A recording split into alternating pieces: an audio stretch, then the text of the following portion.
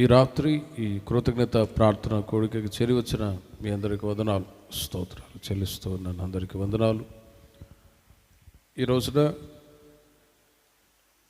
మన యజమానుడు రవిచంద్రన్న తన కుమారుడు రాహుల్ ఇద్దరు ముంచట బాప్తిసం తీసుకున్నారు.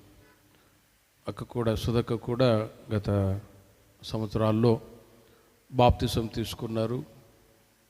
ఈ రోజున కుటుంబ సమేతంగా దేవుని మందిరానికి వచ్చి ఆత్మీయ మేలులు, భౌతికమైన మేలులు పొందుతూ కుటుంబస్తులందరూ కూడా దేవుని సన్నిధిలో సాక్షిగా ప్రభువే నిలవబెట్టి ఉన్నారు.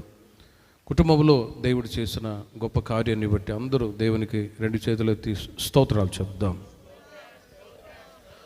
స్తోత్రం స్తోత్రం స్తోత్రం స్తోత్రం స్తోత్రం స్తోత్రం స్తోత్రం స్తోత్రం. నీతిమంతుల గుడారములు రక్షణను గురించిన ఉత్సాహ సంగీత సునాదము వినబడును అనే లేఖనాన్ని ఈ రోజున పరిపూర్ణంగా ఇది మొదలుకొని కుటుంబం పట్ల నెరవేర్చి రవిచంద్ర అన్న కుటుంబాన్ని, సుధక కుటుంబాన్ని ప్రభు ఆశీర్వదిస్తున్నందుకు స్తోత్రాలు చెప్దాం.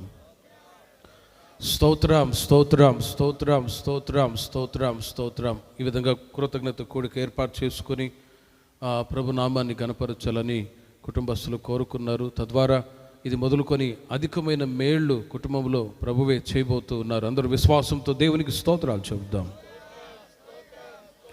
స్తోత్రం స్తోత్రం స్తోత్రం స్తోత్రం స్తోత్రం స్తోత్రం స్తోత్రం. చాలా సంతోషం. బైబిల్ గ్రంథంలో 4వ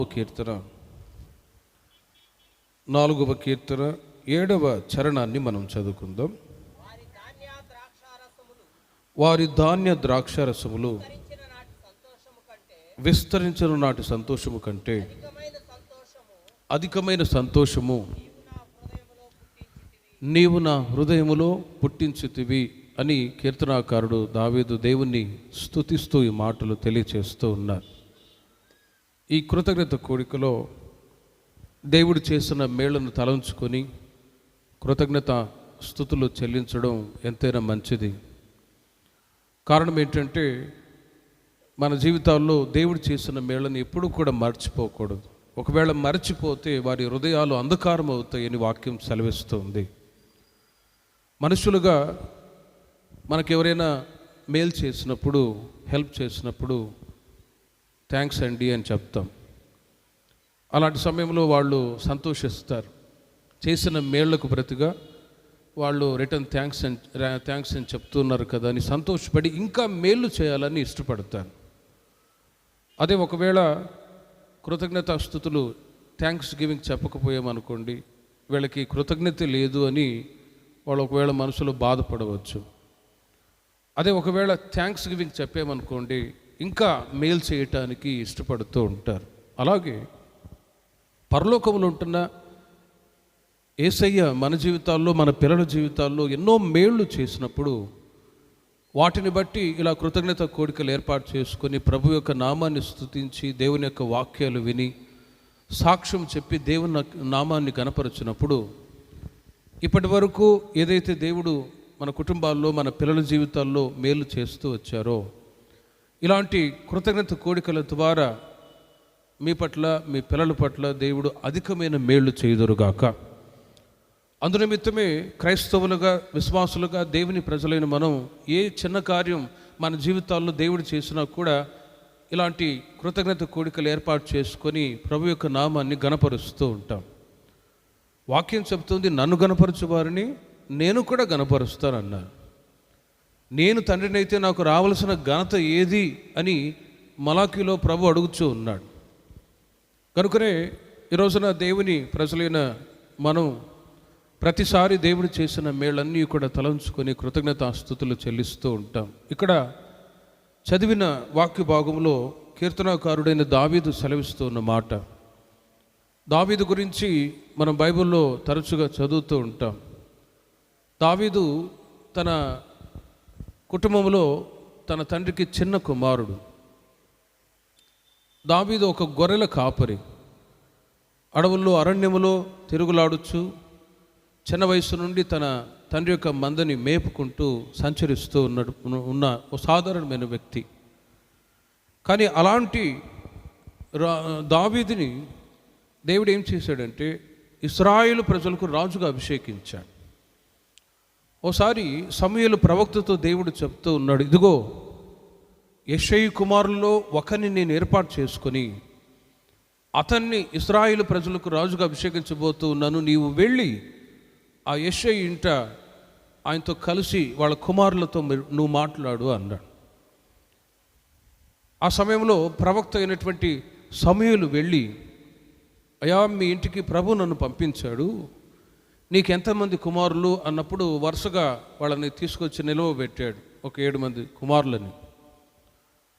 ఆ సమయంలో దేవుడు ప్రవక్తకి చెప్పిన సంగతిని బట్టియే సమూయేలు ప్రవక్త ఆయనని ఇశ్రాయేలు ప్రజలకి ఒక రాజుగా అభిషేకించాలి.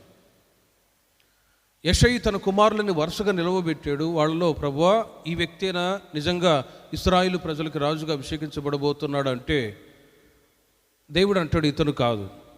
మరలా రెండవ వ్యక్తిని కూడా చూపించారు, రెండవ కుమారుని కూడా ఈయనేనా అన్నప్పుడు ఆయన కూడా కాదు. ఇలా వరుసగా యెషయి కుమారులలో వాళ్ళందరినీ కూడా దేవుడు ఈయనేనా ఇశ్రాయేలు ప్రజలకు రాజుగా అభిషేకింపబడబోతున్నాడు అని అంటే అందరూ త్రోసివేయబడ్డారు. సమూయేలు అయితే అందముగా సౌందర్యంగా ఉన్న ఎత్తుగా ఉన్నటువంటి వ్యక్తులను చూసి ఈయనేనేమో దేవుడు ఏర్పాటు చేసుకున్నాడు అని మనసులో అనుకున్నాడు. కానీ యెషయి దగ్గర అడుగుతూ ఉన్నాడు, ఇదిగో నీ కుమారులు ఇంతమందేనా అని అంటే, లేదయ్యా ఇంకొక చిన్న కుమారుడు ఉన్నాడు, మందును మేపుకుంటూ ఉన్నాడు. సరే అతన్ని మీరు త్వరగా పిలిపించండి అన్నప్పుడు యెషయి కుమారులలో చిన్న వాడైనటువంటి దావీదును తీసుకొచ్చి ఇంట్లో నిలవబెట్టినప్పుడు దేవుడు ప్రవక్తతో మాట్లాడుతున్నాడు, ఇదిగో నేను ఏర్పరచుకున్న దావీదు ఇతనే ఇశ్రాయేలు ప్రజలకు రాజుగా ఉండబోతూ ఉన్నాడు. హల్లెలూయా. వెంటనే సమూయేలు తన చేత తీసుకొచ్చినటువంటి బుడ్డిలో నూనెని తీసుకొని దావీదు ఒక తల మీద పోసి ఇశ్రాయేలు ప్రజలకు రాజుగా ఇతను ఉండబోతున్నాడని అభిషేకించాడు. ప్రియమైన వారలారా, ఒక్కసారి ఆలోచించండి. గొర్రెల కాపరిగా ఉన్నటువంటి దావీదు ఇశ్రాయేలు ప్రజలకు రాజుగా అభిషేకించబడ్డప్పుడు దావీదు అన్న మాటలు ఏంటంటే, ఇంతగా నన్ను హెచ్చించుటకు నేను ఏమాత్రుడను, ఇంతగా నన్ను హెచ్చించుటకు ఏమాత్రుడను అని చెప్పి తను తాను తగ్గించుకున్నవాడై, నేను నా కుటుంబం, నా వంశం, నా గోత్రం ఎలాంటిది, ఉన్నతమైన స్థితిలో రావటానికి నా కుటుంబంలో ఏ యోగ్యత లేనివాడిని నన్ను ప్రభు ఎన్నుకున్నాడే అని చెప్పి దేవుడు తన జీవితంలో చేసిన మేళ్లను బట్టి కృతజ్ఞత కలిగి కీర్తనల్లో చాలా సార్లు దేవుణ్ణి కీర్తిస్తూ దేవుని యొక్క నామాన్ని ఘనపరచాడు. హల్లెలూయా. ప్రియమైన వారలారా, ఒక్కసారి ఆలోచించండి. దావీదును దేవుడు ఏ స్థితిలో నుండి ఏ స్థితికి తీసుకొచ్చాడో ఆ స్థితిని తలంచుకొని ఎల్లవేళలా ప్రభు యొక్క నామాన్ని ఘనపరుస్తూ ఉండేవాడు. గనుకనే ఇశ్రాయేలు ప్రజలకు రాజుగా అభిషేకించబడ్డ దావీదు 40 సంవత్సరాలు ఇశ్రాయేలు ప్రజల్ని పరిపాలించి ఎక్కడ ఇబ్బందులకు గురి కాకుండా 40 సంవత్సరాలు నెమ్మదిగా పరిపాలన చేసి మంచి ముదిమిలో మృతి చెంది ఘనత, ప్రభావము, ఐశ్వర్యము, ఘనతను పొందుకొని తండ్రి యొద్దకు, ప్రభు యొద్దకు వెళ్ళిపోయినట్లుగా బైబిల్లో రాయబడి ఉన్నది. కీర్తనల్లో చాలా సార్లు దేవుణ్ణి కీర్తిస్తూ ప్రార్థిస్తూ ఉండే మాటలు ఎక్కువగా కనబడతాయి. ఎందుకంటే దావీదు దేవుడు చేసిన మేళ్ళన్నిటిని బట్టి ఒకటి ప్రార్థించేవాడు, రెండవది కీర్తించేవాడు. దినమునకు నేను 7 మార్లు నా దేవుణ్ణి కీర్తించదును అని చెప్పి ప్రభు యొక్క నామాన్ని స్తుతిస్తూ ఉండేవాడు. దేవునికి మహిమ కలుగునుగాక. అందునిమిత్తమే ప్రియమైన వారలారా, కృతజ్ఞతతో కూడినటువంటి మాటల్లో ఈ మాట కూడా చాలా ప్రాముఖ్యమైనది. అక్కడ వ్రాయబడి ఉన్నది, వారి ధాన్య ద్రాక్షారసములు విస్తరించిన నాటి సంతోషము కంటే అధికమైన సంతోషము నీవు నా హృదయంలో పుట్టించితివి. ఒకసారి ముందుకొచ్చి కూర్చోండి. ఇంకా వెనక ఇరుకుతో బాధపడుతూ ఉన్నారు, మీరు ముందొచ్చి కూర్చోండి. కొంతమంది కుర్చీలు ఉన్నాయి, మీరు కూడా కొద్దిగా ముందుకు జరగండి. ఇంకా ఎవరైనా వచ్చేవాళ్ళు ఉంటే కూర్చుంటారు. దేవునికి మహిమ కలుగునుగాక. హల్లెలూయా. ప్రియమైన వారలారా, వారి ధాన్య ద్రాక్షారసములు విస్తరించిన నాటి సంతోషము కంటే అధికమైన సంతోషం నీవు నా హృదయములో పుట్టించితివి అని అంటారు. ఈ రోజున మనిషికి సంతోషాన్ని కలగజేసేవి ఏవి అని ఆలోచించినప్పుడు సాధారణముగా ప్రతి ఒక్క మనుషులు చెప్పేది ఏంటంటే డబ్బు మనిషికి సంతోషాన్ని ఇస్తాయి, డబ్బు లేకపోతే ఏమీ కూడా చేయలేము అని అంటారు. ఒక అంకుల్ గారు కూడా నాతో కూడా అన్నాడు, పాస్టర్ గారు ఏదైనా లెక్క ఉండాలండి, డబ్బు లేకపోతే నువ్వు స్థలం కొనలేవు, మందిరం కట్టలేవు అని అంటారు. వాస్తవమే అనుకున్నాను, కానీ మరొక వైపు బైబిల్లో చూస్తే ధనము సమస్త విధములైన కీడులకు మూలము అని నెగిటివ్గా కూడా రాయబడి ఉంది. ధనాన్ని బట్టి సంతోషపడే వాళ్ళు కూడా ఉన్నారు. అందుకే బైబిల్లో ఒక ధనవంతుని గురించి రాయబడి ఉన్నది. ఆ సంవత్సరం విస్తారంగా పంటలు పండించుకొని ధాన్యాన్ని సమకూర్చుకొని ఆ ధాన్యం మీద తాను నాట్యమాడుతూ గంతులు వేస్తూ ఒక పాట పాడుతూ ఉన్నాడు. నా ప్రాణమా తినము త్రాగము సుఖించము, ఎంజాయ్ యువర్ సెల్ఫ్ అన్నాడు. కానీ ఆ రాత్రి దేవుడు ప్రత్యక్షమై, ఒరే బుద్ధిహీనుడా, నీవు ఈ రాత్రి నీ ప్రాణం పోతే నీవు సంపాదించినవన్నీ కూడా ఎవరి వగునో అంటే ఆ ధనవంతుడు తనకున్నటువంటి ధనాన్ని బట్టి సంతోషపడుతూ ఉన్నాడు. ఇక నాకు ఏది కూడా తక్కువ లేదు, చాలా సంవత్సరాల వరకు కూర్చొని తినేంత ఆస్తి సమకూర్చబడి ఉన్నది, ఇక నాకు చింత దిగులు ఏమీ లేదు, నేను సంతోషిస్తాను అని అనుకుంటున్నాడు. కానీ దేవుడు అంటాడు, ఇదిగో ఈ రాత్రి నీ ప్రాణం పోతే నీవు సంపాదించినవన్నీ ఎవరి వగునో. సామెతల్లో కూడా ఒక మాట రాయబడి ఉన్నది బైబిల్లో, ఆపత్కాలంలో ఆస్తి అక్కరకు రాదు అని. మనిషి బ్రతకటానికి ఈ లోకంలో డబ్బు వెండి బంగారు ఆస్తి అవసరమే, కానీ ఆ ధనవంతుడు వాటినే ఆధారం చేసుకొని వాటి మీదే సంతోషపడుతూ ఉన్నప్పుడు దేవుడు అంటాడు, ఈ రాత్రి నీ ప్రాణం పోతే నీవు సంపాదించినవన్నీ ఎవరి వగునో.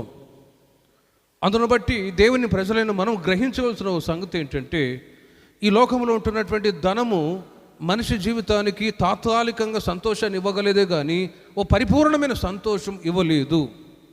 వెండి బంగారు ఉన్నాయి, ఆస్తులు ఉన్నాయి, వీటి ద్వారా మనిషి సంతోషపడుతాడు అనుకుంటారు, కానీ కొంత మట్టుకే అవి సంతోషాన్ని ఇస్తాయి. దావీదు హీజ్ ఎ కింగ్, ఇశ్రాయేలు ప్రజలకు రాజు ఉన్నారు. దావీదే ఈ మాట సెలవిస్తూ ఉన్నాడు, వారి ధాన్య ద్రాక్షారసములు విస్తరించిన నాటి సంతోషము కంటే అధికమైన సంతోషము నీవు నా హృదయంలో పుట్టించుతివి. రాజుగా ఉన్న దావీదు తన దగ్గర వెండి బంగారు విస్తారమైనటువంటి ఆస్తి, దాసుదాసి జనులు ఉన్నారు, లోక సంబంధమైన సకలము అనుభవించిన వాడై ఈ మాట చెబుతూ ఉన్నాడు, వారి ధాన్య ద్రాక్షరసములు విస్తరించిన నాటి సంతోషము కంటే.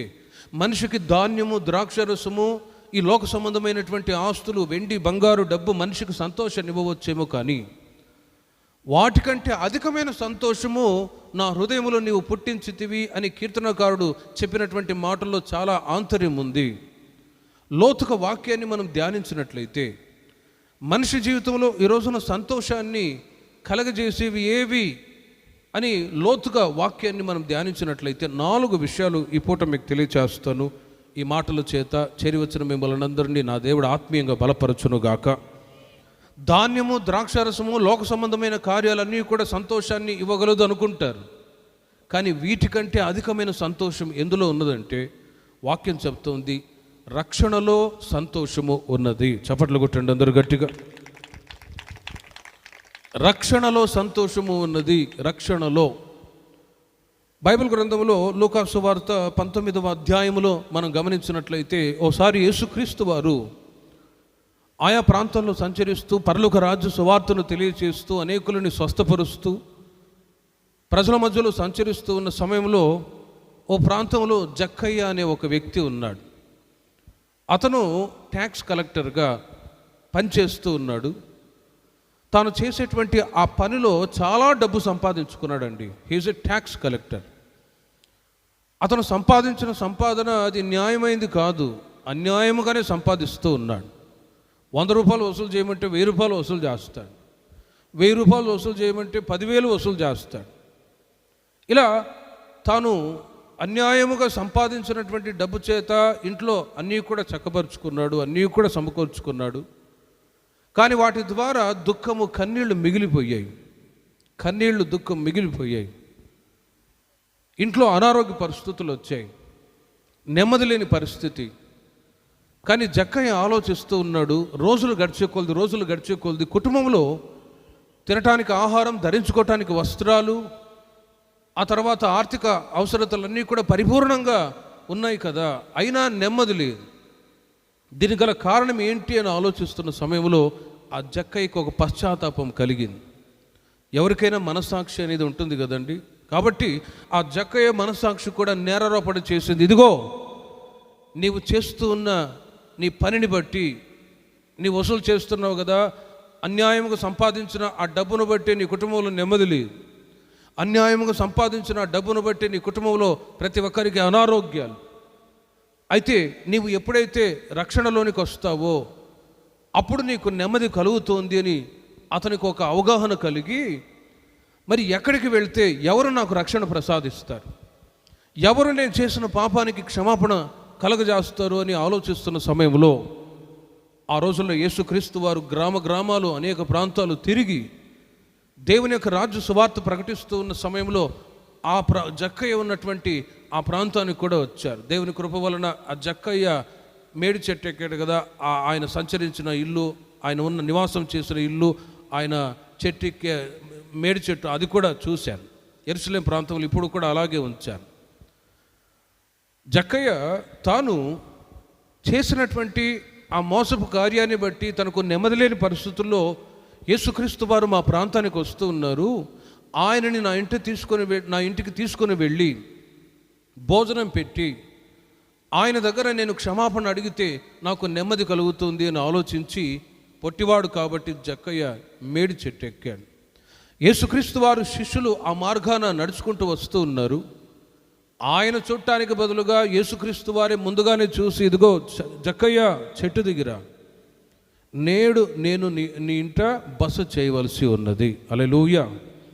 నేడు నేను నీ ఇంట బస చేయవలసి ఉన్నది అనగానే ఆ ప్రక్కనున్న వాళ్ళందరూ కూడా ఆశ్చర్యపోతున్నారు. ఏంటి యేసుప్రభు వారు ఆ మోసగాడి ఇంటికి వెళ్తున్నాడు ఏంటి, మేము ఎంత పరిశుద్ధులం, ఎంత గొప్పవాళ్ళం, మా ఇంటికి రావడేంటి అన్నట్లుగా వాళ్ళు ఆలోచిస్తూ ఉన్నారు. వాస్తవమైన సంగతి ఏంటంటే యేసుక్రీస్తు పాపులను రక్షించడానికి ఈ లోకానికి వచ్చారు. హల్లెలూయా. ఆ సంగతి తెలియక మా ఇంటికి రావట్లేదు ఏంటి అని అదో రకంగా మాట్లాడుతూ ఉన్నారు. కానీ యేసుక్రీస్తు వారు ఆ జక్కయ్య ఇంటిలోనికి అడుగు పెట్టాడు, భోంచేశాడు.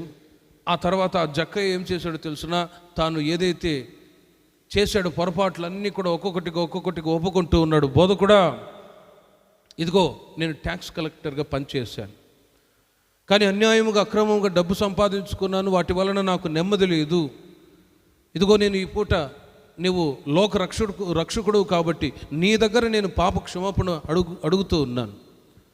ఇది మొదలుకొని ఎవరి దగ్గరనైనా నేను అన్యాయముగా తీసుకొని ఉంటే మరలా దానిని 4 అంతలుగా చెల్లిస్తాను అని చెప్పి ఆ జక్కయ్య ప్రేమిన బర్లరా ఎప్పుడైతే పశ్చాత్తాపడి తాను చేసిన మోసపు కార్యాన్ని ప్రభు దగ్గర ఒప్పుకున్నారో, యేసుక్రీస్తు వారు చెప్పిన మాటను మీరు చూడండి. 19వ అధ్యాయము 9వ వాక్యములో, అందుకు యేసు, ఇతడును అబ్రహాము కుమారుడే, ఎందుకనగా నేడు ఈ ఇంటికి రక్షణ వచ్చి ఉన్నది. చప్పట్లు కొట్టండి గట్టిగా. నేడు ఈ ఇంటికి రక్షణ వచ్చి ఉన్నది. ప్రేమైన వారలారా, ఆ పై వాక్యాల్లో కూడా మీరు గమనించి చూడండి. యేసుక్రీస్తు వారు ఇదిగో నేను ఇంటికి వస్తానన్నప్పుడు సంతోషముగా జక్కయ్య తన ఇంటికి చేర్చుకొనెను. ప్రేమైన వారలారా, అంతవరకు జక్కయ్య కుటుంబంలో దుఃఖం, కన్నీళ్లు, వేదన, బాధ, సమస్యలతో కొట్టుమిట్టాడుచు, భౌతికమైనటువంటి వెండి, బంగారు, డబ్బు, ఎవ్రీథింగ్, ప్రతిదీ ఉన్నాయి. కానీ ఆయనకు రక్షణ లేనందువలన, సంతోషము లేని పరిస్థితుల్లో బాధను అనుభవిస్తూ ఉన్నారు. డబ్బు నాకు సంతోషాన్ని ఇవ్వలేదే, నా దగ్గర ఉన్న వెండి, బంగారు నాకు సంతోషాన్ని ఇవ్వలేకపోయింది. కానీ యేసుక్రీస్తు నా ఇంట్లో అడుగు పెట్టంగానే నాకు సంతోషం కలిగింది అని చెప్పి తాను చేసిన పొరపాట్లన్నీ ప్రభు దగ్గర ఒక్కొక్కటిగా ఎప్పుడైతే ఒప్పుకున్నాడో, యేసయ్య అంటాడు, నేడు ఇంటికి రక్షణ వచ్చి ఉన్నది. దేవునికి మహిమ కలుగును గాక. ప్రేమిన వర్లారా, ఎప్పుడైతే ఆ ఇంటికి రక్షణ వచ్చిందో వాక్యం చెప్తుంది, నీతిమంతుల గుడారంలో రక్షణను గురించిన ఉత్సాహ సంగీత సునాదాలు వినబడతాయి. అందరి కుటుంబాల్లో రక్షణ సునాదాలు వినబడవు. నీతిమంతుల గుడారములో ఎవరు నీతిమంతులు, అందరూ పాపము చేసి దేవుడు అనుగ్రహించే మహిమను పొందలేకపోతున్నారని ఒకవైపు రాస్తే, మరొక వైపు కీర్తనలు రాయబడి ఉన్నది, నీతిమంతులు ఉన్నారు, వారు ఖర్జూర వృక్షము వలె మూవవేయుదురు, దేవుని మందిరావరణములో వారు వర్ధిల్లుదురుగాక. ఈ రోజున మీ కుటుంబాల్లో దేవుడు మేలు చేస్తూ ఉన్నాడు, మీ పిల్లల్ని ఆశీర్వదిస్తూ ఉన్నారు అంటే దేవుడు మీకు ఇచ్చినటువంటి రక్షణను బట్టియే మీ కుటుంబాలు ఆశీర్వాదకరంగా ఉన్నాయి. ఇంకా మీ కుటుంబాలలో రక్షణను గురించిన ఉత్సాహ సంగీత సునాదాలు వినబడును గాక. ప్రేమైన వారలారా, అదే కుటుంబాల్లో చీకటి అనేది ఆవరించి ఉన్నప్పుడు, రక్షణ లేని కుటుంబాల్లో సంతోషం అనేది ఏమాత్రం ఉండదండి. జక్కయ్య జీవితంలో తాను పొందినటువంటి రిపెంటెన్స్, తాను పొందినటువంటి ఆ రక్షణను బట్టియే ఆ రోజు నుండి సంతోషము ఆయన కుటుంబస్తులు, తన భార్య, పిల్లలు అనుభవిస్తూ వచ్చారు. కీర్తనాకారుడు దావీదు కూడా 40వ కీర్తన మొదటి 2 చరణాల్లో మనం గమనించినట్లయితే, ఏ స్థితిలో నుండి ఏ స్థితిలోనికి దేవుడు తనను తీసుకొచ్చాడో దావీదు స్తుతిస్తూ ఆ మాటలు చెప్తూ ఉన్నాడు. జిగటగల నాశనకరమైన గుంటలో నుండి, జిగటగల దొంగ ఊపిలో నుండి ఆయన నన్ను పైకెత్తెను, నా పాదములు బండ మీద నిలిపి నా అడుగులు స్థిరపరచును అని కృతజ్ఞతతో దేవుని స్తుతిస్తూ ఉన్నాడు.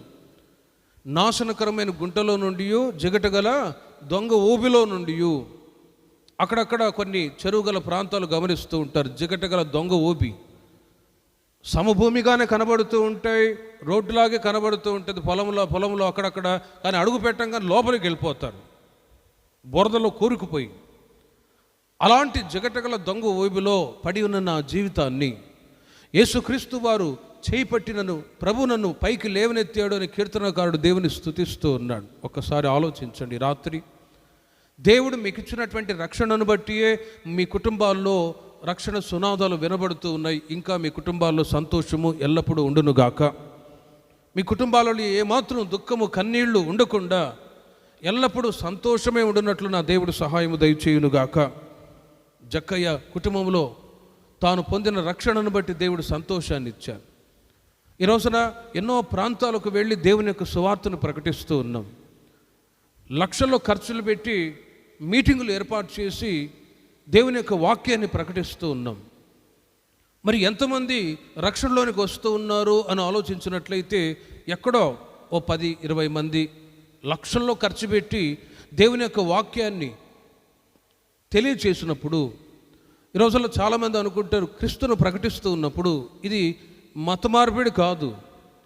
చీకటిలో పాపములో జీవిస్తూ ఉన్న ప్రతి ఒక్క వ్యక్తిని పరిశుద్ధమైన మార్గములో నడవమని యేసుక్రీస్తు వారు బోధించడానికి వచ్చారు, మార్గాన్ని చూపించడానికే వచ్చారు, కానీ మతాన్ని మార్చడానికి కాదు. క్రైస్తవ్యము అనేది మతం కాదు, ఇది మార్గమై ఉన్నది అనే సంగతి చాలామందికి ఎరుగక ఇహలోక సంబంధమైనటువంటి దేవత అనేకుల మనోనేత్రములను గ్రుడ్డితనం కలగజేసి రక్షణలో రాకుండా అనేకులు ఇంకనూ చీకట్లోనే, పాపములోనే, మోసపు కార్యాల్లోనే ఉండటం చేత వాళ్ళ కుటుంబాల్లో ఏమీ లేదు, సంతోషం అనేది లేదు, సమాధానం అనేది లేదు. ఆ పాపపు ఊబిలో నుండి బయటికి రానోళ్ళని స్థితిలో ఇంకనూ దుఃఖముతోనే కుటుంబాల్లో నడిపించబడుతూ ఉన్నారు. వారిని బట్టి వారి పిల్లల జీవితాల్లో కూడా శాపం కలుగుతూ ఉన్నది. కానీ ఈ రాత్రి మీ గుడారాల్లో రక్షణను గురించిన ఉత్సాహ సంగీత సునాదాలు వినబడునుగాక. ప్రేమిన వారలారా, కీర్తనకారుడు తెలియచేస్తూ ఉన్నాడు, వారి ధాన్య ద్రాక్షరసములు విస్తరించిన నాటి సంతోషము కంటే అధికమైన సంతోషము నీవు నా హృదయములో పుట్టించితివి అన్నప్పుడు, ఇప్పుడు చెప్పండి, నిజమైన సంతోషం ఎందులో ఉన్నది అంటే దేవుడిచ్చిన రక్షణలోనే ఉన్నది. హల్లెలూయా. దేవుడిచ్చినటువంటి రక్షణలోనే ఉన్నది. ఇక్కడికి చేరి వచ్చిన మీకు ఆ రక్షణ ప్రసాదించాడు, ఆ రక్షణ ప్రసాదించాడు. ఎక్కడికో వెళ్ళి అక్కడ నదిలో స్నానం చేస్తే రక్షణ కలుగదు, ఎక్కడికో కొండలు గుట్టలెక్కితే రక్షణ కలుగదు. ఆ మధ్య ఒకతను కాశీకి వెళ్తే కర్మబైద్య అనుకున్నాడట. వెళ్ళినవాడు తాను కోపాన్ని విడిచి వచ్చాడట. ఏం విడిచి వచ్చాడండి? కోపాన్ని విడిచి వచ్చాడు. భయంకరమైన కోపిస్తాడు. అక్కడికి వెళ్ళి కోపాన్ని విడిచి వచ్చాడు. తన మనసులో అనుకున్నాడు విడిచి వచ్చానని. ఆయనకి ఎదురుపడ్డ వాళ్ళందరూ కూడా అడిగారట, ఏంట్రా కాశీకి వెళ్ళావంట, కోపాన్ని ఇడ్చొచ్చావా? అవును ఇడ్చొచ్చాను. ఏమనుకున్నావు నేనంటే అన్నాడు. ఒకడు అడిగితే పర్వాలే, పక్కింటోడు కూడా ఏంట్రా కాశీకి వెళ్ళావంట, కోపం ఇడ్చొచ్చావా? ఇడ్చొచ్చానన్నాడు. ఇలా ఒక్కొక్కడు అడిగేసరికి విసుగు పుట్టి ఒకడు అడిగే, నువ్వు కాశీకి వెళ్ళావంట, కోపాన్ని ఇడ్చొచ్చావంట అన్నాడు. అంత ఈజీగా విడిచొచ్చావా అంటే ఇడిచొచ్చాను అని చెప్పి గట్టిగా మాట్లాడేసరికి పోయినటువంటి కోపాన్ని మరలా తెచ్చుకొని వాణ్ణి కొట్టాడు. ప్రేమిన వర్లారా, విడిచొచ్చాను అన్నప్పుడు మనిషి ఈ రోజున ఎక్కడికి వెళ్ళినా కూడా పాపాన్ని, చీకటిని, కోపాన్ని, ద్వేషాన్ని విడిచిపెట్టినలోని స్థితిలో ఇంకనూ చీకటిలోనే ఉండగా, కుటుంబాలలో సంతోషాన్ని అనుభవించలేని స్థితిలో దుఃఖముతోనే ఉన్నారు. కానీ ఇక్కడ చేరి వచ్చిన మీ కుటుంబాల్లో దేవుడు సంతోషాన్ని ఇచ్చారు. హల్లెలూయా. ఎందుకో తెలుసునా, ఇక్కడ ఉంటున్న మీ కుటుంబాలలో దేవుడు రక్షణ ప్రసాదించాడు. వాక్యం చెబుతుంది, నిజమైన సంతోషం ఎక్కడ ఉందంటే వారి ధాన్య ద్రాక్షరసములు విస్తరించిన నాటి సంతోషము కంటే అధికమైన సంతోషం ఎక్కడ ఉందో తెలుసునా, దేవుడు అనుగ్రహించే ఆ రక్షణలోనే ఉన్నది. హల్లెలూయా. ఆ రక్షణ మీరు పొందుతూ ఉన్నారు, మీరు అనుభవిస్తూ ఉన్నారు. ఈ రక్షణని, ప్రభు ఇచ్చినటువంటి పాప క్షమాపణ రక్షణని ప్రతి ఒక్కరూ మీరు జాగ్రత్తగా కాచుకుందరుగాక. రక్షణని కాచుకుంటూ రావాలి. ఎంతోమంది ఇంకా చీకటిలోనే ఉన్నారు. రోమా సంఘానికి పౌలు గారు చెప్తారు, మీరు కృపచేతనే రక్షింపబడి ఉన్నారు. అనుగ్రహములో ఇది కూడా ఒకటి. భౌతికమైన అనుగ్రహాలు, ఆశీర్వాదాలు ఉన్నాయి. కానీ వాటికంటే శ్రేష్టమైన అనుగ్రహములో శ్రేష్టమైన ఆశీర్వాదం ఏంటంటే ఇదిగో పాప క్షమాపణ రక్షణ. ఈ రక్షణని మీ కుటుంబాల్లో ఎంతవరకు కాచుకుంటూ ఉంటారో, ప్రతి ఉదయాన్నే లేచి, ప్రభువా నా కుటుంబాన్ని నీవు రక్షించావు, నీ బిడ్డలుగా మేము జీవించటానికి కృపనిచ్చావు అని ప్రభు ఇచ్చిన పాప క్షమాపణ రక్షణను తలంచుకుంటూ మీరు ప్రతిరోజు దేవునికి కృతజ్ఞతాస్తుతులు చెల్లించి చూడండి. మీ కుటుంబాల్లో ఎల్లప్పుడూ సంతోషమే ఉండునట్లు దేవుడు సహాయం దయచేయునుగాక. రెండవదిగా అపోస్తలుల కార్యములు 8వ అధ్యాయములో ఉన్న కొన్ని మాటలు మీకు తెలియచేస్తాను. వారి ధాన్య ద్రాక్షారసములు విస్తరించిన నాటి సంతోషం కంటే అధికమైన సంతోషం ఎందులో ఉన్నది అనే సంగతి మీకు చెప్తూ ఉన్నాను. ఒకటి, రక్షణలో ఉన్నది. దానికి ఉదాహరణగా ద్వితీయోపదేశకాండం 16వ అధ్యాయము 1వ వాక్యాన్ని మీరు రాసుకొని తర్వాత చదువుకోనండి. ఇశ్రాయేలు ప్రజలు ఐగుప్తులో నుండి విడుదల పొంది కనాను దేశానికి వాళ్ళు నడిపించబడుతూ వచ్చారు. ఐగుప్తు అనేది లోకానికి గుర్తు.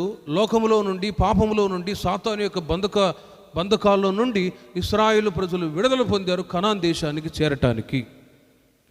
ఐగుప్తు అన్నప్పుడు లోకంలో ఉంటున్న లోక సంబంధమైన పాపము, చీకటి, సాతాను యొక్క బంధకాల్లో నుండి విడుదల మోషే ద్వారా దేవుడు కలగజేసి ఐగుప్తులో నుంచి విడుదల చేశాడు.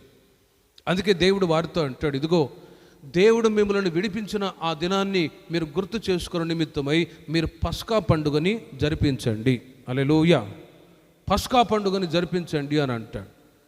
కాబట్టి ఒకటి, ప్రభు ఇచ్చినటువంటి రక్షణలో సంతోషం ఉన్నది అని ఎరిగి ఆ సంతోషాన్ని, ప్రభు ఇచ్చినటువంటి రక్షణని మీరు కాపాడుకోవాలి. రెండవ మాట మీకు చెప్తాను. ఓసారి ఐథియోపియా దేశంలో కందాకే అనే రాణి క్రింద ఒక నపుంసకుడు ప్రతి వారం యెరూషలేములో జరిగే ఆరాధనలో, చర్చిలో ప్రార్థనకు వస్తూ పోతూ ఉండేవాడు. ఐథియోపియా నపుంసకుడు ట్రెజరీగా అతను పనిచేస్తూ ఉన్నాడు. ప్రతి వారం యెరూషలేముకు దేవుని ఆలయానికి పోవచ్చు ఉన్నాడు. చర్చికి వెళ్తూ ఉన్నాడు, ప్రార్థన చేసుకుంటూ ఉన్నాడు, దేవుని యొక్క వాక్యాన్ని చదువుతున్నాడు. కానీ ఏదో నామినల్గా, నామకార్థంగా బైబిల్ చదువుతూ ఉన్నాడు, ప్రార్థన చేసుకుంటున్నాడు, వస్తూ ఉన్నాడు, పోతూ ఉన్నాడు. ఖచ్చితంగా ఈ వారం చర్చికి వెళ్ళాలి కదా అనే ఆలోచనతో తప్ప తనకి ఒక లోతైన అనుభవం అనేది తెలియట్లేదు. పోవచ్చు ఉన్నాడు. కానీ అక్కడ ఆ ప్రాంతంలోని ఫిలిప్పు అనే ఒక అపోస్తలుడు సేవ చేస్తూ సంచరిస్తున్న సమయంలో పరిశుద్ధాత్మ దేవుడు, ప్రభు మాట్లాడుతూ ఉన్నాడు, ఇదిగో ఫిలిప్పు, ఐథియోపియా నపుంసకుడు యెరూషలేము నుండి దేవాలయంలో ప్రభు నన్ను ఆరాధించుకొని ఇంటికి వెళ్తూ ఉన్నాడు, నీవు అతన్ని ఎదుర్కొని అతనితో మాట్లాడు అన్నాడు. అప్పుడు ఫిలిప్ అనే ఆ అపోస్తలుడు సేవకుడు దేవుడు చెప్పిన ఆ మాట విని పరిగెత్తుకొని వెళ్ళి అతన్ని ఎదుర్కోవటానికి వెళ్తే ఈ ఐథియోపియా నపుంసకుడు రథం మీద యెషయా గ్రంథములో ఉన్నటువంటి ఆ మాటలు చదువుతూ ఉన్నాడు. చదువుకొని రథం మీద ప్రయాణం చేస్తూ ఉంటే ఆ రథంతో పాటు ఇతను కూడా ఎదుర్కొని మాట్లాడుతూ ఉన్నాడు.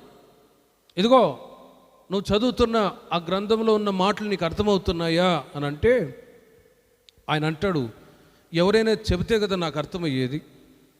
ఇప్పుడు మీరందరూ బైబిల్ చదువుకున్న వాళ్ళే, అందరూ చదువుకున్న వాళ్ళే, కానీ సేవకుడుగా నేను లోతుగా మీకు వివరిస్తే తప్ప మీకు అర్థమవ్వదు.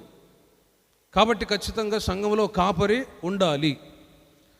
కాబట్టి ఆ నపుంసకుడితో ఆ ఫిలిప్ అడుగుతూ ఉన్నాడు, నీవు చదువుతున్న మాటలు నీకు అర్థమవుతున్నాయి అంటే, ఎవరైనా చెబితే తప్ప నాకు ఎలా అర్థమవుతాయి అంటే, నువ్వు చెప్తావా అంటే చెప్తాను అన్నప్పుడు ఫిలిప్ అనే సేవకుని రథం మీద ఎక్కించుకున్నాడు. ఆ సమయంలో యెషయా గ్రంథంలో 53వ అధ్యాయంలో ఉన్నటువంటి మాటలన్నీ కూడా చదువుతూ ఉన్నాడు. అందులో ఏ విషయాలు రాయబడ్డాయంటే, బొచ్చు కత్తిరించు వాని ఎదుట గొర్రెపిల్ల ఏ విధంగా మౌనంగా ఉంటుందో,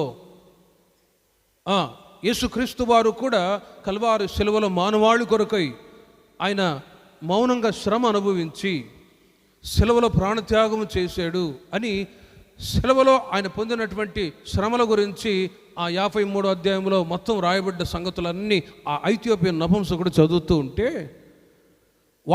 వాటి యొక్క అర్థాన్ని ఈ ఫిలిప్ అనే సేవకుడు తెలియజేశాడు. ఈ మాటలు ఎవరి గురించి రాయబడ్డాయో తెలుసునా? పూర్వము యెషయా అనే ప్రవక్త ద్వారా క్రీస్తు శిలువలో పొందినటువంటి ఆ శ్రమలను గురించి, ఆయన పొందిన దెబ్బల చేత మీకు స్వస్థత కలుగుతుంది, మానవుడు అనుభవించవలసినటువంటి శాపాన్ని క్రీస్తు శిలువలో అనుభవించాడు అని క్రీస్తును గురించిన సువార్త ఆ నపుంసకునికి తెలియచేసినప్పుడు అతని మనోనేత్రాలు వెలిగించబడ్డాయి. హల్లెలూయా. అంతవరకు నాకు అన్నీ తెలుసు అనుకున్నాడు. నాకు ధర్మశాస్త్రము, దేవుని యొక్క వాక్యాలు పరిపూర్ణంగా తెలుసు, నాకంటే తెలివి కలిగిన వాడు, జ్ఞానం కలిగిన వాడు ఎవడు లేడు అన్నట్లుగా పెద్ద బిల్డప్ ఇచ్చుకుంటూ ఆ గ్రంథాన్ని చదువుకుంటూ ఉన్నాడు. కానీ ప్రియమైన వర్లరా, ఓ పరిపూర్ణమైనటువంటి సత్యాలు అపోస్తలులకు మాత్రమే బయలుపరచబడతాయనే సంగతి ఆయనకు తెలియదు. కానీ ఫిలిప్ అనే అపోస్తలుడు తెలియచేసినప్పుడు నిజమే కదా, నేను ఇంతవరకు నామకార్థంగా ఏదో చర్చికి వస్తున్నాను, క్రీస్తుని గురించి, క్రీస్తు పొందిన శిలువ మరణం, ఆయన పొందిన శ్రమల గురించి నాకు ఇంతవరకు తెలియదే అని ఫిలిప్ చెప్పిన క్రీస్తు సువార్తను విని ఆయన ఏం చేశాడు తెలుసునా? ప్రయాణమై వెళ్తూ ఉండగా ఒక నీళ్లు కలిగిన చోటు కనిపించిందండి. నపుంసకుడు అడుగుతూ ఉన్నాడు, ఇదిగో ఫిలిప్పు సేవకుడా, నీళ్లు సిద్ధంగా ఉన్నాయి, బాప్తిస్మం ఇవ్వటానికి ఏమైనా ఆటంకము కలదా? చూడండి, బాప్తిస్మం తీసుకోబోతున్నాను, ఏమైనా ఆటంకం కలదా అంటే, ఏం ఆటంకం లేవు, రా అని చెప్పి ప్రేమైన వర్లరా ఆ ఐథియోపియా నపుంసకుడు ఫిలిప్ ఇద్దరు నీళ్లలో దిగారు. అపోస్తలుడైన ఫిలిప్పు ఆ నపుంసకునికి బాప్తిస్మం ఇచ్చాడు. ఇప్పుడు చదవండి 39వ వాక్యాన్ని మీరు గమనించినట్లయితే, అపోస్తలుల కార్యములు 8:39, వారు నీళ్లలో నుండి వెడలి వచ్చినప్పుడు ప్రభు ఆత్మ ఫిలిప్పును కొనిపోయిను. నపుంసకుడు ఎప్పుడైతే ముసడ బాప్తిసం తీసుకున్నాడో అతడు సంతోషముగా తన ఇంటికి వెళ్ళెను. చప్పట్లు కొట్టండి గట్టిగా. 38, 39 వాక్యాలు మీరు గమనించినట్లయితే, ఎప్పుడైతే అపోస్తలుల దగ్గర ఆ నపుంసకుడు ముసడ బాప్తిసం తీసుకున్నాడో ఆ రోజు నుండి ప్రేమిన వర్లరా సంతోషంగా తన ఇంటికి వెళ్ళిపోయాను. మరి అలాంటి సమయంలో అంతకు మునుపు ఎలా ఉన్నాడు? దుఃఖంతోనే ఉన్నాడు, బాధతోనే ఉన్నాడు. ఏదో చర్చికి వెళ్తూ ఉన్నాడు, వస్తూ ఉన్నాడు, కానీ అంతరంగంలో ఏమీ లేదు, సంతోషము లేదు. ఈ రోజున చాలామంది క్రైస్తవులుగా, దేవుని ప్రజలుగా చర్చికి వెళ్తూ ఉన్నారు, పోతూ ఉన్నారు, వస్తూ ఉన్నారు, కానీ సంతోషం అనేది లేనే లేదు. ఎందుకంటే అక్కడ ఆత్మ సంబంధమైన అనుభవాలు కాకుండా ఏమున్నాయి?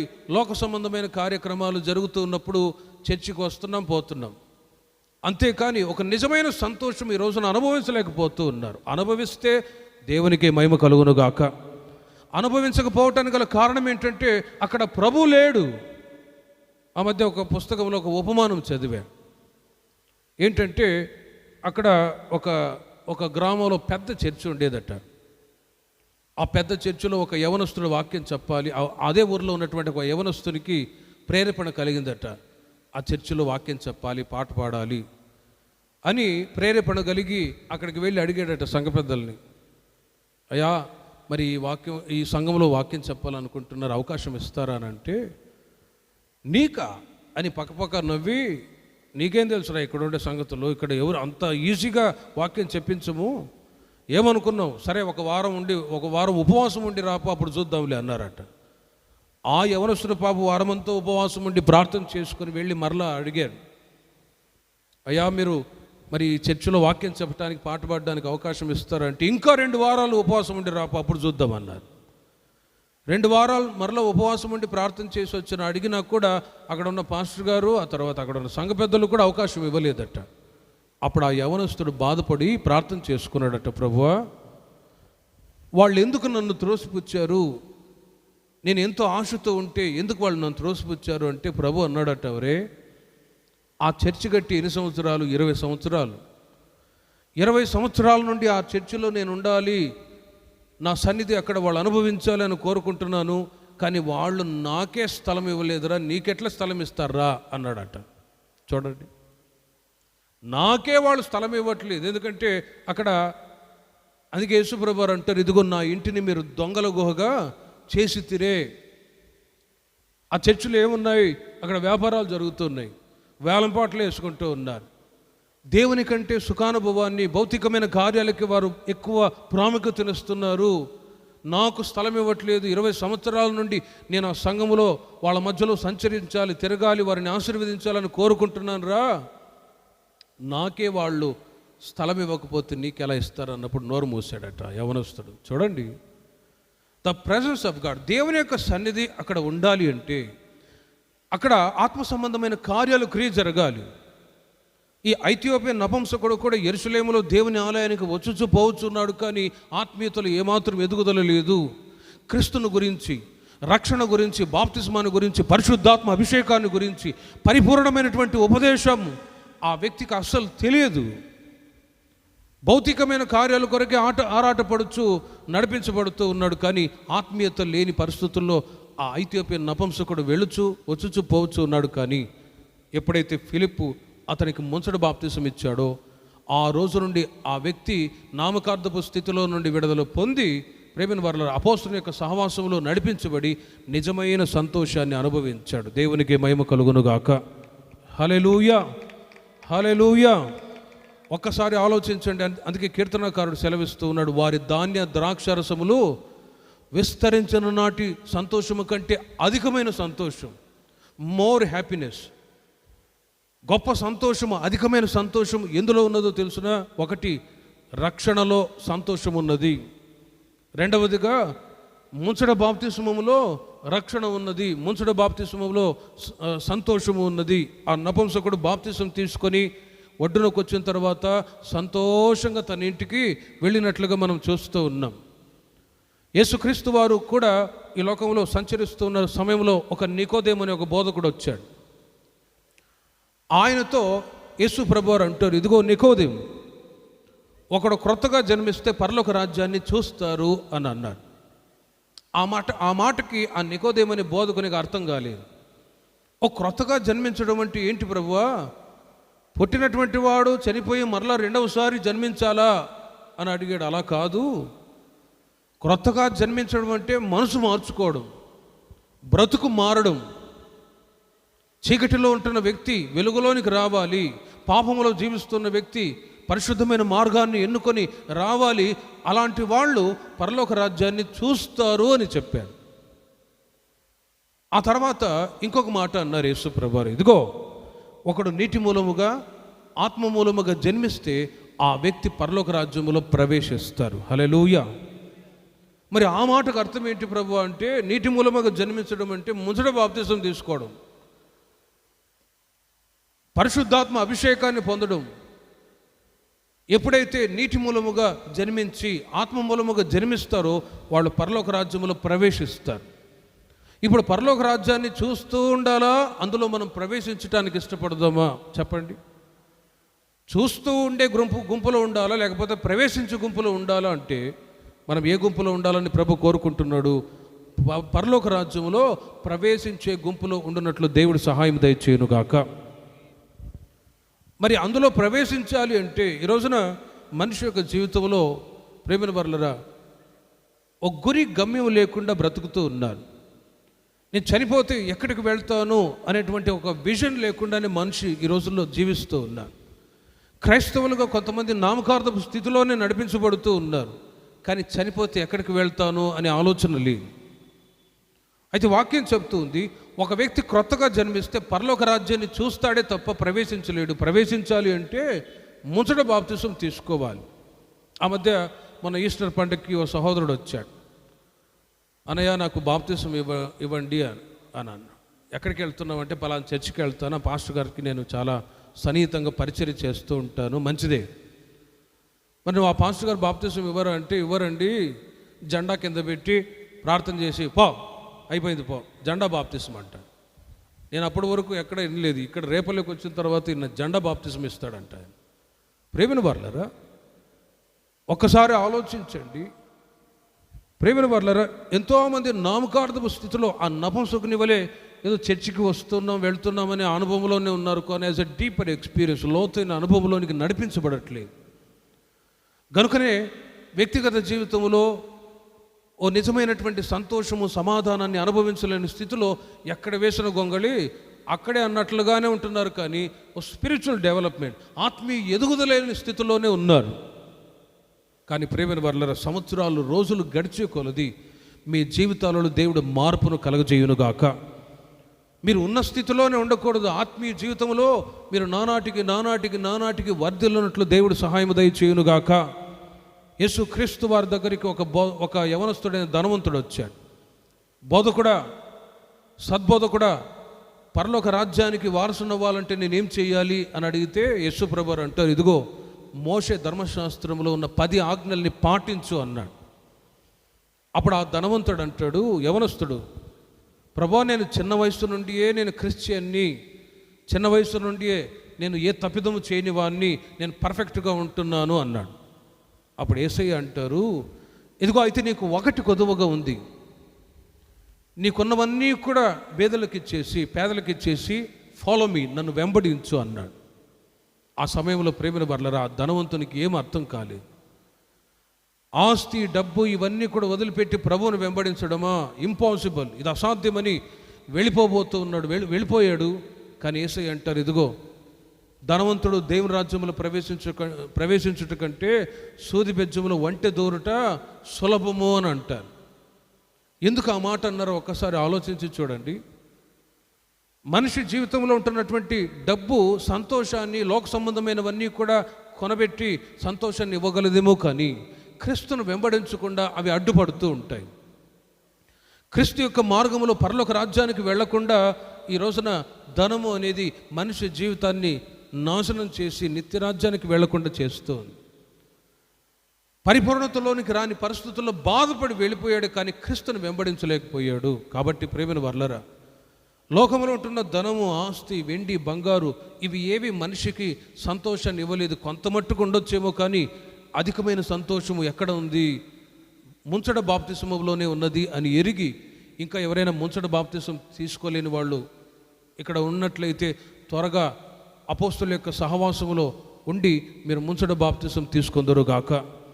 ఎప్పుడైతే ముంచడ బాప్తిసం తీసుకుంటారో ఆ రోజు నుండి మీ పేర్లు జీవగ్రంథములో లిఖితం చేయబడతాయి.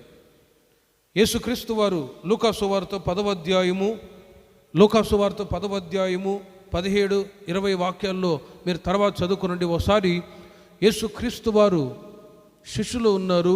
శిష్యులు వెళ్ళి దయ్యములని సులభంగా వాళ్ళు వెళ్ళగొట్టి సంతోషపడుతూ వచ్చారు.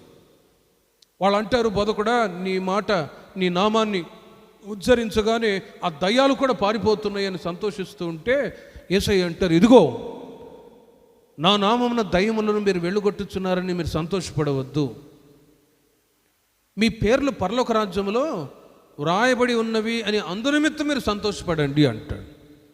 ఎప్పుడు పేర్లు జీవ గ్రంథంలో రాయబడతాయి అంటే ముంచడ బాప్తిసం తీసుకున్నప్పుడు. కాబట్టి ప్రియమైన వారలారా, నిజమైన సంతోషము బాప్తిస్మములోనే ఉన్నది. గలతీయులకు రాసిన పత్రిక 3వ అధ్యాయం, గలతీయులకు రాసిన పత్రిక 3వ అధ్యాయం 27వ వాక్యంలో వ్రాయబడి ఉన్నది. వాక్యం చెప్తుంది, క్రీస్తులోనికి బాప్తిసం పొందిన మీరందరూ కూడా క్రీస్తును ధరించుకొని ఉన్నారు, క్రీస్తును ధరించుకొని ఉన్నారు. అంతవరకు సాతాన్ని ధరించుకొని, అంతవరకు పాపాన్ని ధరించుకొని, అంతవరకు చీకటిని ధరించుకొని ఉన్న నీవు బాప్తిసం ఎప్పుడైతే పొందావో ఆ రోజు నుండి క్రీస్తును నీవు ధరించుకొని ఉన్నావు. దేవునికి మహిమ కలుగునుగాక. పాతవి గతించను, సమస్తము నూతనమాయను. నూతన సృష్టిగా మార్చబడి నిమిత్తమై ప్రేమైన వారలారా, ముంచడు బాప్తిసం అవసరం. ఇదియే ఒక నిజమైన బర్త్డే అని వాక్యం చెప్తుంది. చాలాసార్లు పలానా రోజు బర్త్డే అండి అని అంటారు. అయితే బిబ్లికల్గా వాక్యానుసారంగా మనం ఆలోచిస్తే బైబిల్లో ఎక్కడ ఎవరు బర్త్డే చేసుకున్నట్టు రాయబడలేదండి. పాత నిబంధన కాలంలో ఏ రోజు ఏ రోజు బర్త్డే చేసుకున్నాడో ఆ రోజునే ఒకరికి శిక్ష విధించబడింది. క్రొత్త నిబంధన కాలంలో ఫరో బర్త్డే చేసుకున్నాడు, ఆ రోజే ఈ బాప్తిసం ఇచ్చి యోహాను గారి యొక్క తల ఛేదనం చేయబడింది. హోషేయ గ్రంథం 9వ అధ్యాయం 1వ వాక్యంలో రాయబడి ఉన్నది, అన్ని జనులు సంతోషించినట్లు మీరు సంభ్రమపడి సంతోషపడవద్దు.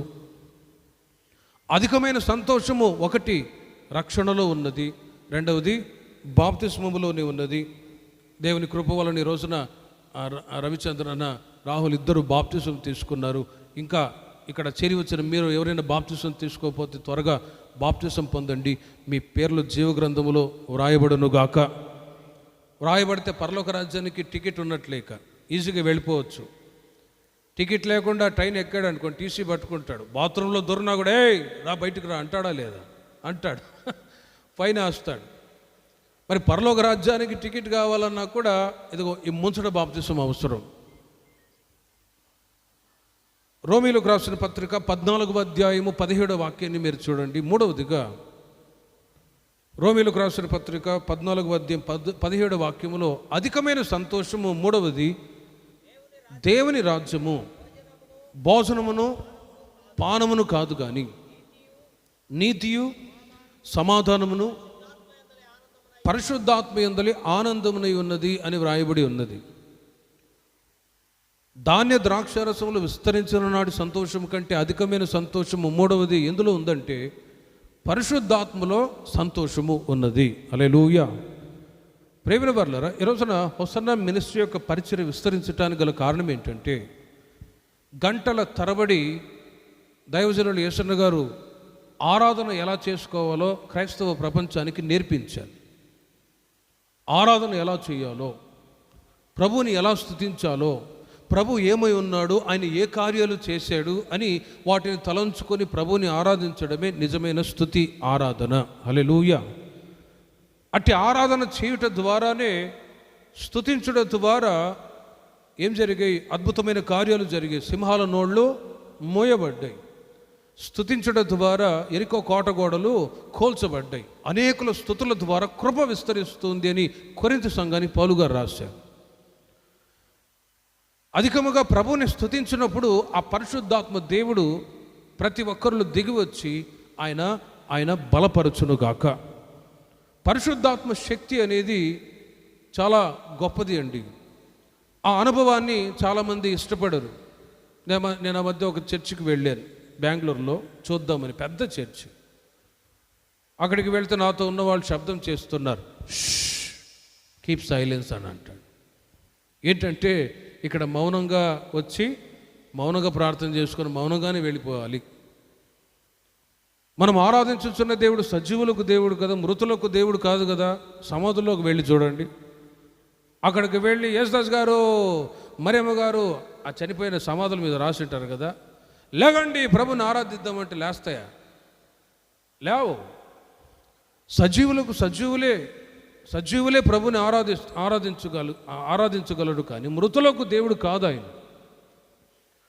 కాబట్టి ప్రియమైన వారలారా, ప్రభుని స్తుతించి ఆరాధించుటలో ఎంతగా దేవుని ప్రజలు మీరు ఇష్టపడతారో వాక్యం చెప్తుంది.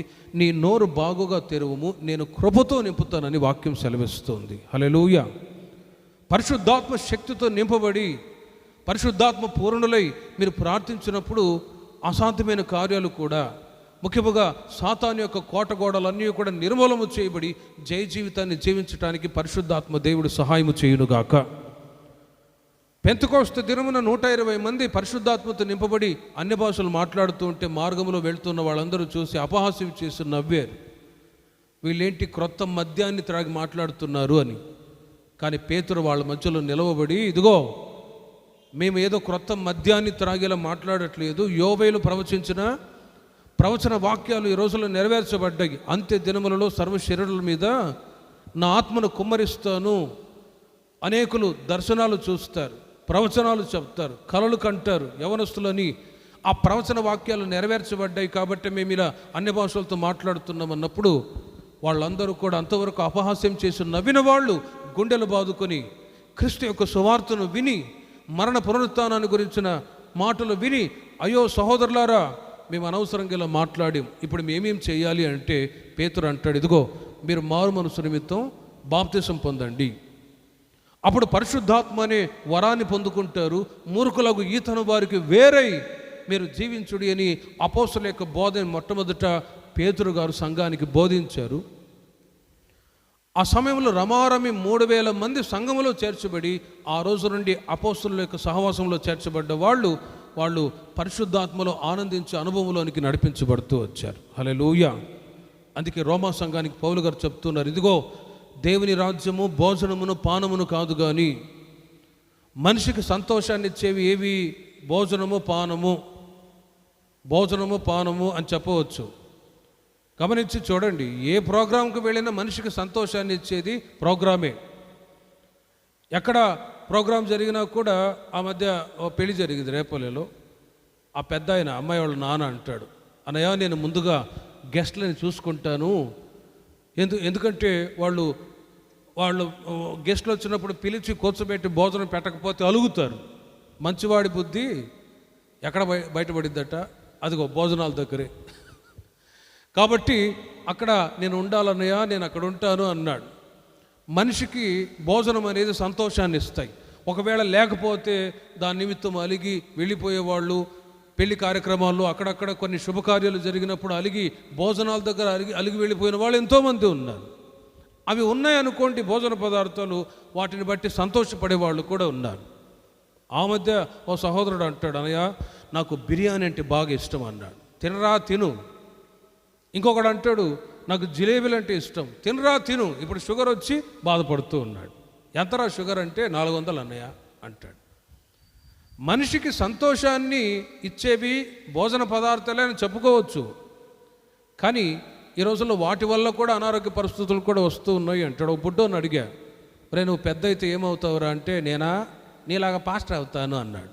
ఎందుకు రే పాస్టర్ అవుతావు? ఏదన్నా ఆఫీసర్ కానీ ఐఏఎస్ ఆఫీసర్ అవ్వచ్చు కదా అంటే, లేదు నేను పాస్టర్ అవుతాను నీలాగా అన్నాడు. ఎందుకంటే ఇంటింటికి వెళ్తే అందరూ తిండిలు పెడతారు కదా, అందుకే నేను పెద్ద అయితే పాస్టర్ అవుతాను అంటాడు. వాడి ఆశ చూడండి, తిండిపోతాడు వాడికి ఒక ఆశ.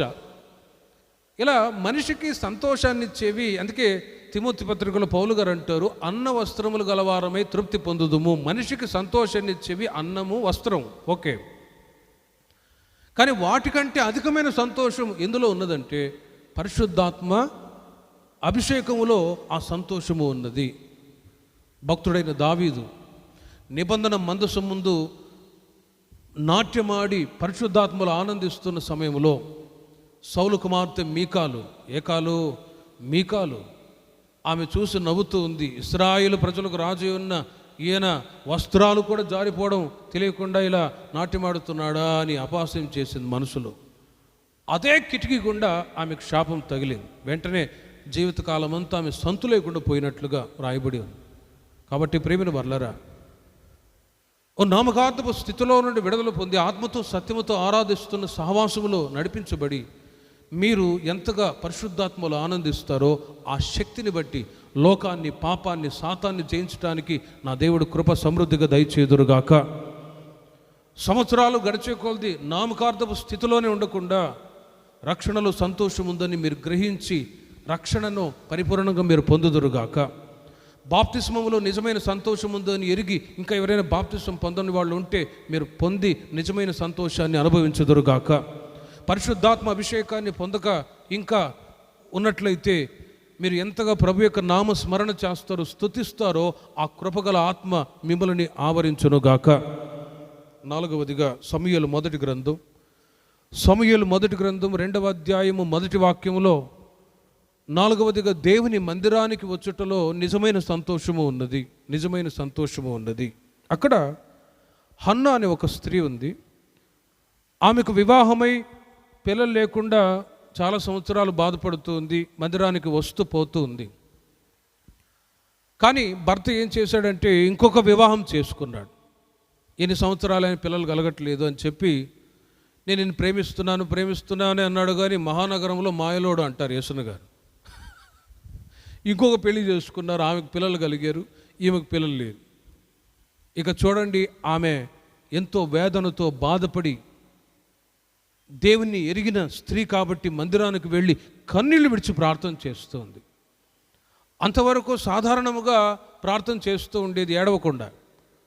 కానీ మందిరానికి వెళ్ళి ఆమె దుఃఖమంతా ప్రభు దగ్గర చెప్పుకుంటూ ఉంది. ప్రభువా, ఒక్కసారి నన్ను కరుణించి నాకు గర్భఫలాన్ని దయచేయండి, కుమారుడు పుడితే వారిని నీ సేవకై అంకితం చేస్తాను అని చెప్పి మొక్కుబడితో కూడిన ప్రార్థన చేసుకున్నదండి.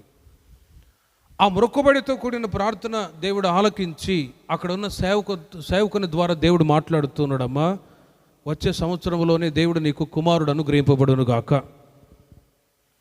వాక్యంలో రాయబడి ఉన్న మాటను మీరు గమనించండి. 1వ అధ్యాయం సమూయేలు మొదటి గ్రంథం 1వ అధ్యాయం 18వ వాక్యంలో హన్నా దేవుని మందిరానికి వచ్చి ప్రార్థన చేసుకొని వెళ్ళిన నాట నుండి ఆమె దుఃఖముఖిగా లేదు. హల్లెలూయా. ఆ మాటను చదవండి ఒకసారి.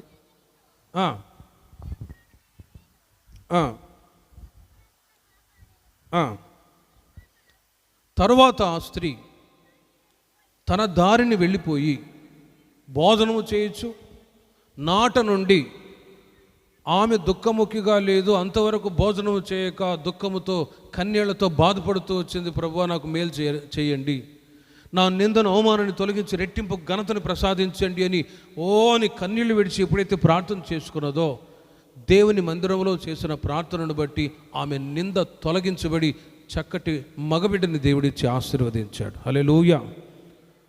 ఆమె మొక్కుబడిని బట్టియే పాలు విడిచిన తర్వాత బాలుడైన సమూయేలుని తీసుకొచ్చి దేవుని మందిరంలో నాజీరుగా సేవకై అప్పగించేసింది. తర్వాత బైబిల్లో రాయబడి ఉన్నది, మరలా ఆమెకు 5 మంది పిల్లల్ని దేవుడిచ్చాడండి. హల్లెలూయా. మరలా 5 మంది పిల్లల్ని ఇచ్చాడు. ఒక్కసారి ఆలోచించండి. ఇప్పుడు చెప్పండి, నిజమైన సంతోషం ఎక్కడ ఉంది? ఎక్కడ ఉందండి? 4వదిగా దేవుని మందిరంలోనే నిజమైన సంతోషము ఉన్నది. ఎక్కడ ఉందండి? ఇంట్లో కూర్చుంటే కాదు. ఎక్కడ ఉంది? మీరు ఏ మందిరాలకు వెళ్తున్నారో ఆ మందిరాలకి ఖచ్చితంగా మీరు ప్రతి వారం వెళ్ళి చూడండి. అక్కడ మీ సమస్యలన్నీ ప్రభువుతో సేవకులతో చెప్పి ప్రార్థన చేయించుకోండి. ఖచ్చితంగా మీ దుఃఖము సంతోషమగునుగాక. ఏ ఒక్క వారము కూడా మీరు మందిరాన్ని మానకుండా మీరు ఇప్పుడు ఏ సంఘానికి వెళ్తున్నారో అక్కడికి ఖచ్చితంగా వెళ్ళి మీరు ఆత్మీయంగా ఎదుగుతూ ఈ దేవుని మందిరానికి వచ్చి అక్కడ వెళ్ళి మీరు మీ సమస్యలన్నీ ప్రభుతో చెప్పాలి, మనుషులతో చెప్పకూడదు. ఒకటి దేవునితో, రెండవది దైవ సేవకులతో తప్ప ఇక మనుషులతో ఎవరితో చెప్పుకోకూడదండి. యేసన్న గారు ఒకసారి చెప్పారు, ఈ ఆడవాళ్ళకి దుడుకు ఎక్కువ అంట. ఏ విషయంలో భార్య భర్త ఉంటే భర్త రోజు తాగేసి వచ్చి భార్యను కొడుతూ ఉంటే ఆ బాధ అంతా పాలు పోసేవాడితో చెప్తుందంట. ఎవరితో చెప్తుంది? పాలు పోసేవాడికి చెప్పడం అవసరమా? చూడండి, దుడుకు అంటే ఇదే. నా భర్త నన్ను తాగేసి వచ్చి కొడుతున్నాడు, బాధ పెడుతున్నాడు, హింసిస్తున్నాడు అని వాడితో చెప్పుకుంటే వాడు చూసినంత కాలం చూసి వాడితో తనులు ఎందుకు తింటావు, నాతో వచ్చేసి అన్నాడట. ఇది యేసన్న గారు చెప్పిన మాటలే. కాబట్టి దుడుకుతో ఎవరికి పడితే వాళ్ళు చెప్పుకోకూడదండి. హన్నా సమస్య వచ్చినప్పుడు ఎవరితో చెప్పుకున్నది? ప్రభుతో చెప్పింది, అక్కడ ఉన్న సేవకులతో చెప్పింది, అంతే. కాబట్టి ప్రేమిన వర్లరా, హన్నా చేసినట్లుగా ఒకవేళ మీరు ఇక్కడ సంతానం లేకుండా అనేక రకములైన సమస్యలతో ఇక్కడికి వచ్చారేమో, కానీ మీరు ఎక్కడైతే ఏ సంఘ సహవాసంలో నుండి ఇక్కడికి వచ్చారు ఈ ప్రార్థనకి, ఆ సంఘ సహవాసానికి వెళ్ళి అక్కడ ప్రభుతో ఆ మందిరంలో చర్చిలో మీ సమస్యని చెప్పుకొని సేవకుల దగ్గర మంచి సహవాసం కలిగి అక్కడ వాళ్ళ దగ్గర మీరు ప్రార్థన చేయించుకొని సంఘ సహవాసములు మీరు నడిపించబడితే ఖచ్చితంగా మీ దుఃఖాన్ని దేవుడు సంతోషంగా మార్చునుగాక. హన్నా దేవుని మందిరానికి వచ్చి వెళ్ళిన నాటి నుండి ఆమె దుఃఖముఖిగా లేదు. There is no sorrow. అంతవరకు దుఃఖముతో ఉన్న ఆమె దుఃఖం ఎగిరిపోయింది. అందుకే 2వ అధ్యాయం మొదటి వాక్యములో సమూయేలు మొదటి గ్రంథం 2వ అధ్యాయం మొదటి వాక్యములో దేవుణ్ణి స్తుతిస్తూ ఒక మాట ఆమె పలుకుతుంది. ఆ మాటను చూడండి. నా హృదయం యెహోవా యందు సంతోషించుచున్నది, మహాబలము కలిగిను, నీ వలని రక్షణను బట్టి నేను సంతోషిస్తున్నాను, నా హృదయం హర్షిస్తుంది అని చెప్పి దేవుడు చేసిన మేళను బట్టి ఆమె దేవుణ్ణి కీర్తిస్తూ ఉంది. ఇంకా ఆ క్రింద వాక్యాలు చదువుకుంటూ వస్తే, దీనులను దరిద్రులను పెంటకుప్పలో నుండి లేవనెత్తువాడు ఆయనే అని దేవుణ్ణి కీర్తిస్తూ ఆ మాటలు పలుకుతూ ఉందండి.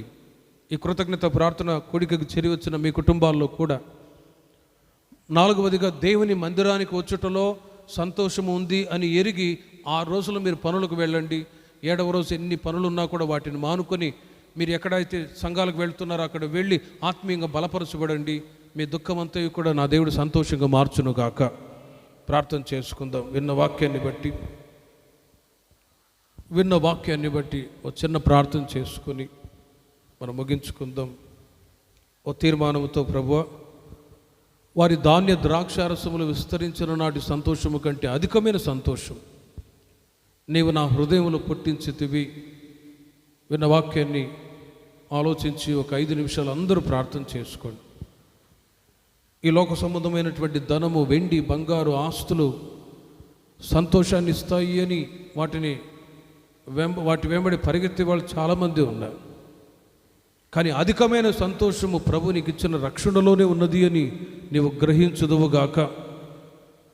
ప్రభు నీవు ఇచ్చిన రక్షణను బట్టి నేను సంతోషిస్తాను యేసయ్యా. నీవిచ్చిన బాప్తిస్మపు అనుభవాన్ని బట్టి నేను సంతోషిస్తాను. జక్కయ్య కుటుంబంలో దేవుడు సంతోషం, అంతవరకు దుఃఖంతోనే ఉన్నాడు.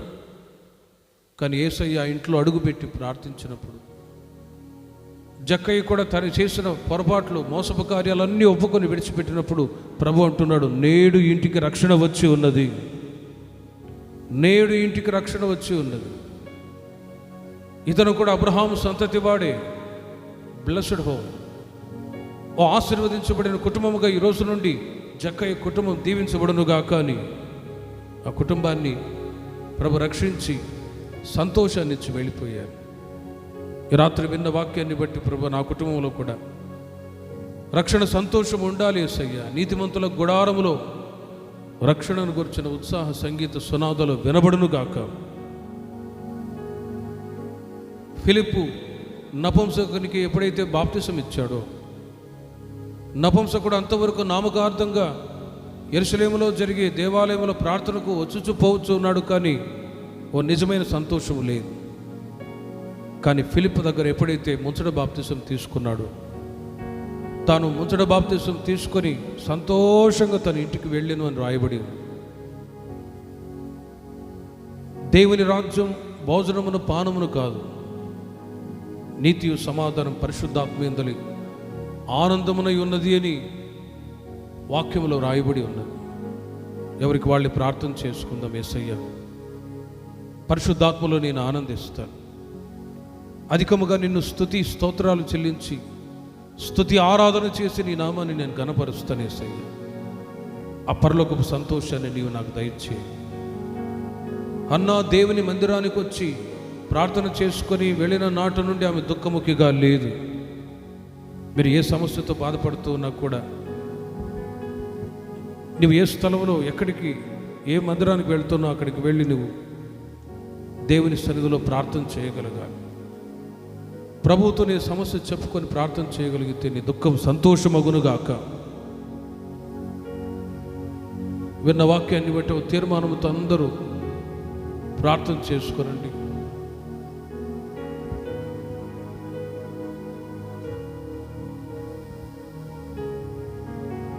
ఎవరైనా పాస్టర్స్ ఉన్నారు ఇక్కడ? పాస్టర్లు ఎవరైనా వచ్చారా? సేవ చేసే పాస్టర్ గారు ఎవరైనా వచ్చారా?